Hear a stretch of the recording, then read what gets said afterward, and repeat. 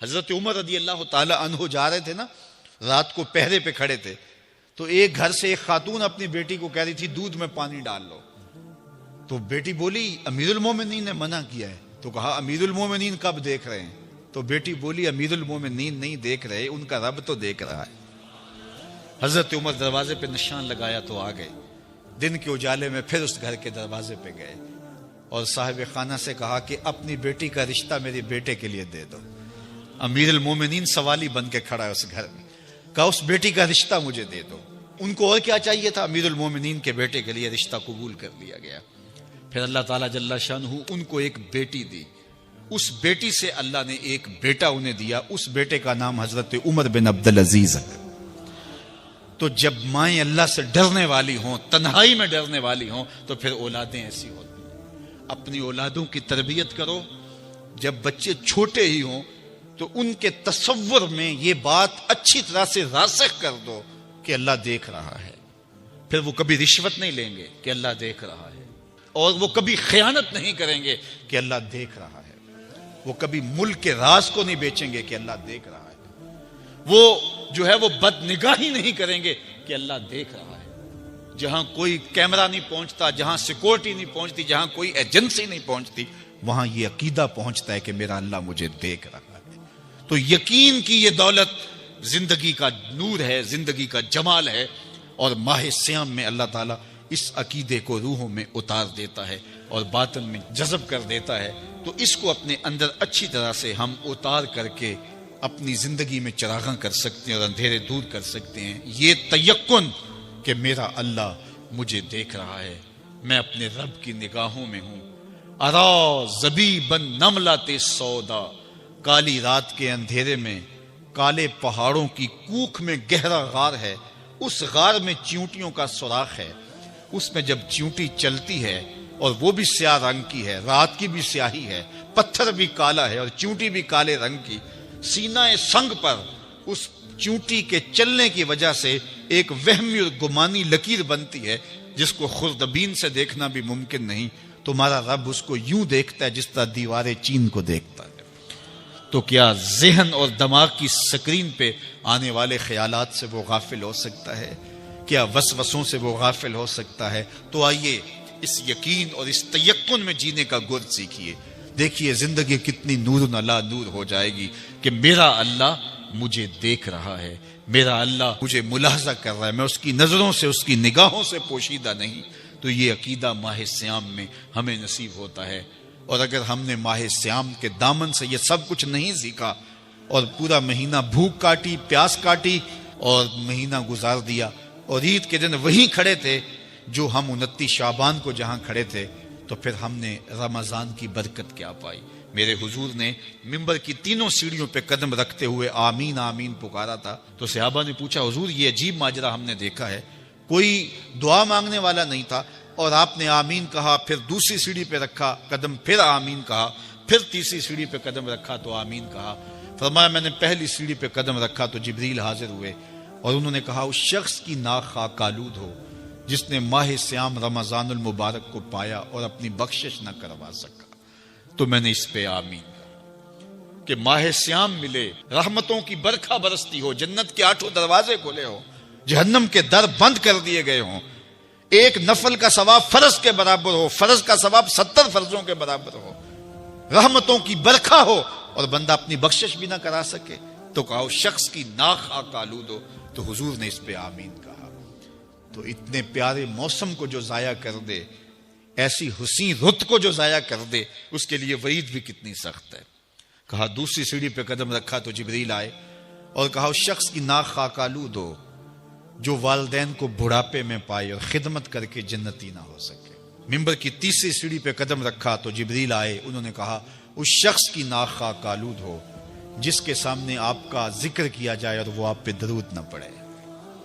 اللہ اکبر۔ رسول رحمت کا نام آئے تو درود و سلام پیش کرو، ان کا ذکر آئے تو تمہاری روحیں بھی درود پڑھیں، تمہاری زبانیں بھی درود پڑھیں۔ اللہم صلی علی سیدنا و مولانا محمد معدن الجود والکرم۔ ان کا ذکر روحوں کی غذا ہے، ان کا ذکر دل کا قرار ہے، تو ان کے تذکرے کی خوشبو سے اپنے ماحول کو معطر رکھو۔ اقبال نے کہا تھا حب دولت تلف می سازت زکات، زکات حب دولت کو زائل کرتی ہے، جب اللہ کی راہ میں لٹاؤ گے تو اس سے کم بھی نہیں ہوگا۔ میرے حضور نے 3 چیزیں قسم کر کے کہیں، حضرت ابو کبشہ الانماری رضی اللہ تعالیٰ عنہ سے مروی ہے، میرے حضور نے ارشاد فرمایا اگر کوئی شخص کسی کو معاف کر دیتا ہے تو اس کی عزت کم نہیں ہوگی، میں محمد اللہ کی قسم اٹھاتا ہوں۔ دوسری بات میرے حضور نے فرمائی کہ جو شخص مانگنے لگ جاتا ہے، سوال کا دروازہ کھول لیتا ہے، اللہ اس کے لیے محتاجی کا دروازہ کھول دیتا ہے، اس کی کبھی کمی پوری نہیں ہوتی۔ اور تیسری بات میرے حضور نے قسم کر کے کہی ما نقص مال عبد من صدقہ، کہا میں اللہ کی قسم اٹھا کے کہتا ہوں کہ صدقے سے مال کم نہیں ہوتا، صدقے سے مال گھٹتا نہیں ہے۔ تو ایک تو مال بھی نہیں گھٹے گا، یہ ضمانت کس کی ہے؟ میری نہیں ہے، یہ رسول اللہ کی ضمانت ہے۔ ایک تو مال بھی کم نہیں ہوگا، اور دوسرا یہ ہے کہ حب دولت ختم ہوگی۔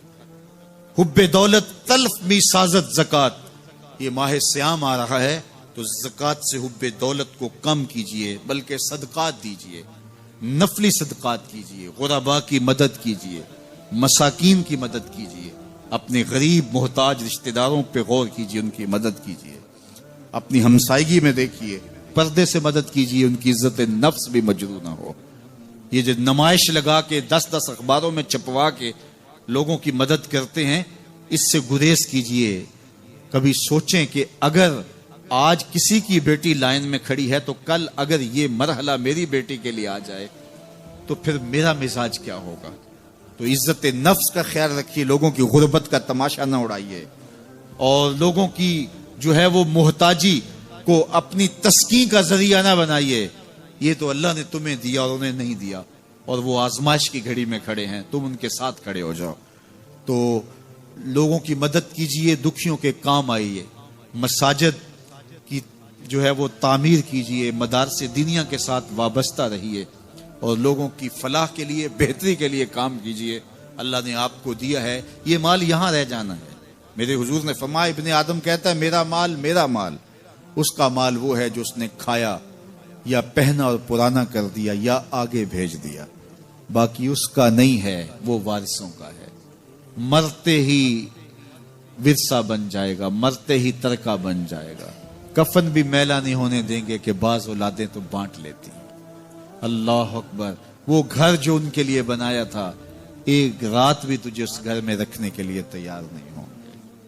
آج تیرا نام چھن گیا، آج کوئی یہ نہیں کہتا کہ پیچھے اس امام کے اور حاضر اس چودھری صاحب کے، حاضر اس میت کے۔ آج تو ڈیڈ باڈی بن گیا، آج تو میت بن گیا۔ آج خان صاحب، ملک صاحب، چودھری صاحب، پیر صاحب، مفتی صاحب، تیرے سارے ٹائٹل چھین لیے گئے۔ آج پیچھے اس امام کے اور دعا واسطے حاضر اس میت کے، آج تو میت بن گیا۔ آج تیرا لباس بھی پھاڑ کے اتارا ہے، آج تیرے انگوٹھے باندھ دیے گئے ہیں، ناک میں روئی ٹھونس دی گئی ہے۔ آج تو غسال کے رحم و کرم پہ ہیں، وہ تجھے ادھر الٹ دے یا ادھر پلٹ دے۔ اب تیرے پاس کوئی اختیار ہی باقی نہیں رہا۔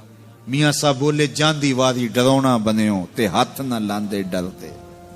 آج اولاد بھی دور ہے، پوتے اور پوتیاں بھی ڈرتی ہیں۔ جاندی واری ڈرونا بنےو تے ہاتھ نہ لاندے ڈر دے، جنہ لئی تو پاپ کمائے اج کتھے نہیں تیرے کر دے۔ آج سارے چلے گئے، تو آج اپنے ہاتھ سے اپنی زندگی کو سنوارنے کے عمل کی طرف بڑھیں اور راہ خدا میں خرچ کریں، دکھیوں، مجبوروں اور لاچاروں کے کام آئیں۔ اللہ آپ کی مدد کرے گا اور حب دنیا کم ہوگی۔ اللہ تعالیٰ جل شانہ نے سورہ عادیات میں پہلی 5 آیات میں قسمیں کی، پھر 3 آیات میں جو ہے وہ حضرت انسان کی وہ کمیاں، کوتاہیاں جن کی بنیاد پر باقی گناہ سرزد ہوتے ہیں ان کو بیان کیا، اور اس کے بعد پھر علاج بھی قرآن نے بتایا، اور کس قدر اس کو چوٹ لگائی۔ افلا یعلم اذا بعثر ما فی القبور وحصل ما فی الصدور ان ربهم بهم یومئذ لخبیر۔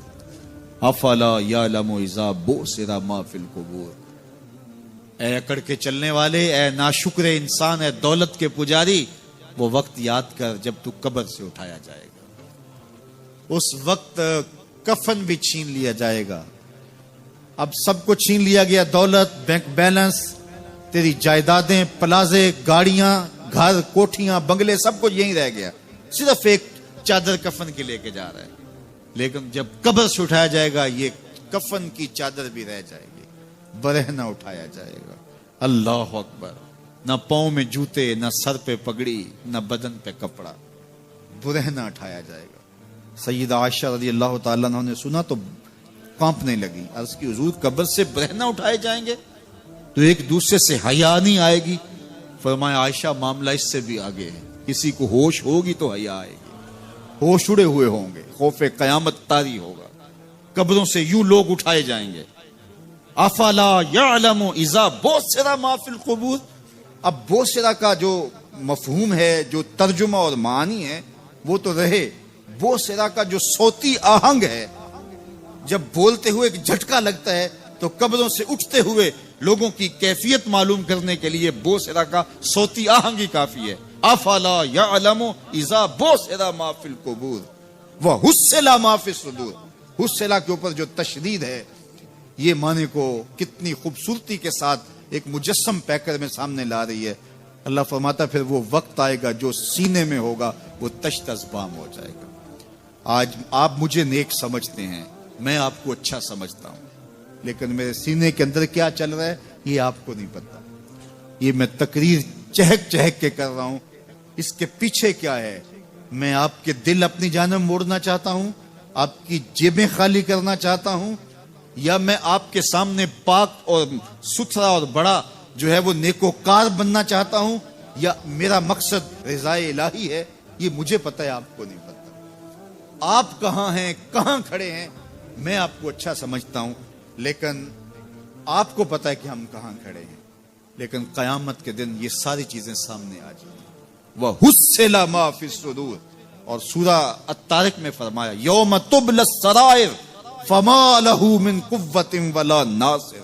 اس دن سارے راز کھول دیے جائیں گے اور کوئی طاقت نہیں ہوگی جو ان رازوں کو کھلنے سے روک سکے گا. آج طاقتور کی بات نہیں کھلتی اور کمزور کی بات اچھال دی جاتی ہے، لیکن وہ وقت آنے والا ہے یوم تبلی السرائر فما لہ من قوت ولا ناصر. نہ زور کے بل پہ، نہ زر کے بل پہ، نہ کسی اور بل پہ کسی کام کو روکا جا سکے گا. ہر شے تشت ازبام ہو جائے گی. وہ کتنا سخت دن ہوگا. اے داور حشر میرا نامہ اعمال نہ پوچھ، اس میں کئی پردہ نشینوں کے بھی نام آتے ہیں. تو وہ کتنا سخت دن ہوگا. وَحُصِّلَ مَا فِي الصُّدُورِ إِنَّ رَبَّهُمْ بِهِمْ يَوْمَئِذٍ لَخَبِيرٌ. بے شک ان کا رب اس دن ان سے خوب باخبر ہوگا.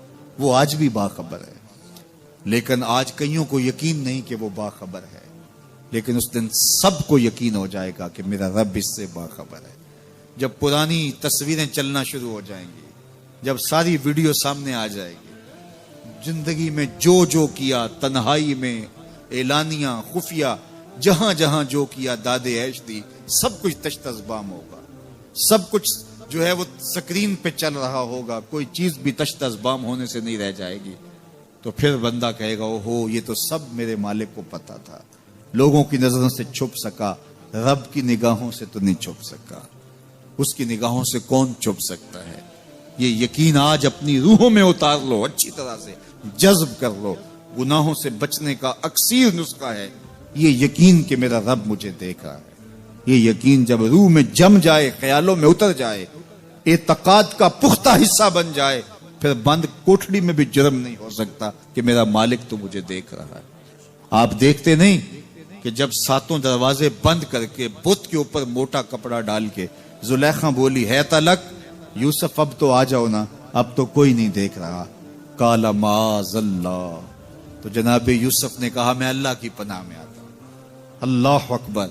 تو دروازے بند کر کے لوگوں کی نظروں سے چھپ گئی ہے اور بے نور آنکھیں رکھنے والے اس پتھر کے بت سے بھی حیا کرتی ہے اور اس پہ بھی پردہ ڈال لیا ہے. جب تو اس جھوٹے خدا سے حیا کرتی ہے، میں سچے خدا سے حیا کیوں نہ کروں جو 7ویں کوٹھڑی میں بھی دیکھتا ہے. اتنی روشنیاں برسی کہ گناہ کا تصور بھی محال ہو. تو یہ یقین کہ میرا اللہ مجھے دیکھ رہا ہے، یہ انسان کی زندگی میں نظم پیدا کرتا ہے. آنے والا موسم ماہ سیام رمضان المبارک، یہ ہماری زندگی کے اندر یہ نور داخل کرتا ہے کہ میرا اللہ دیکھ رہا ہے. کڑکتی دھوپ، برستی گرمی، زباں کانٹا، ہونٹ خشک، گلا خشک، دروازہ مکفل، ٹھنڈا پانی دستیاب، لیکن ایک گھونٹ بھی حلق سے نیچے نہیں اتارتے کہ میرا اللہ دیکھ رہا ہے. وضو کرتے بھی احتیاط کرتے ہیں کہ میرا اللہ مجھے دیکھ رہا ہے. کرتے ہیں کہ نہیں کرتے؟ یہ نور ملتا ہے کہ نہیں ملتا؟ اس کو پھر جذب کر لینا چاہیے تاکہ یہ زندگی میں چھا جائے، کیونکہ جو رمضان میں دیکھتا ہے وہ غیر رمضان میں بھی دیکھتا ہے. اور پھر پانی نہیں پیتے